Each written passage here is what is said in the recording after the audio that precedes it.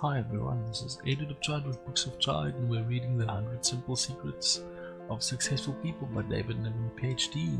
Today we're reading chapter 33, Efficiency in Everything. This little chapter, well, it's pretty much in the title. Nothing kills initiative as quickly as feeling that we don't matter, and we don't want to work in any enterprise or organization that wastes important resources.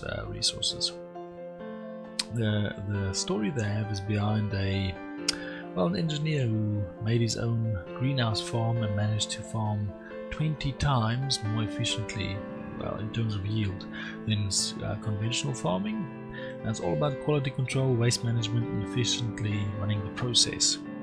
And the case study at the end by Mel Narek in 1999 states that corporate inefficiency reduces job satisfaction by 21% and increases employees' desire to find new employment. Now, this is true, especially in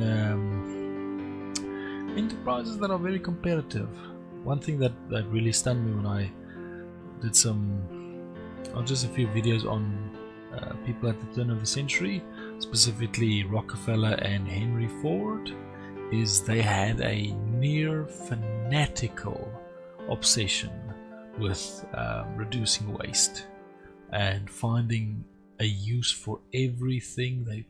Every single byproduct, every single piece of waste, everything. They were meticulous, ruthless. They wouldn't stop.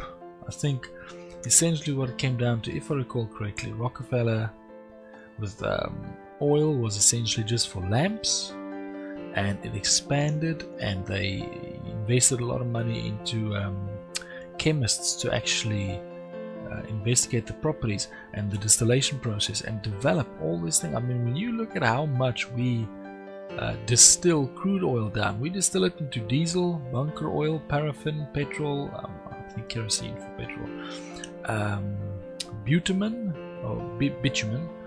We distill it into so many things, and it was all thanks to just persistence by people who were so determined not to make waste and to be efficient. Because apparently a lot of people that did oil back then, they dumped a lot of the byproducts. They didn't want anything to do with them, whereas Rockefeller was very determined not to have waste in his company.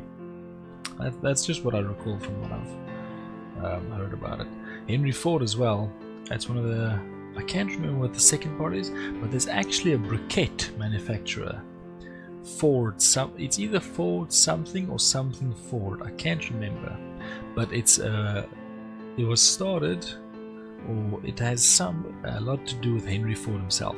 And the reason why was he found a lot of timber shavings coming from the construction of his vehicles, and he tried thinking, well, what can I do with these things? I can't press them into something else, but like some part of his vehicles. But he found, or at least because briquettes had existed by that time.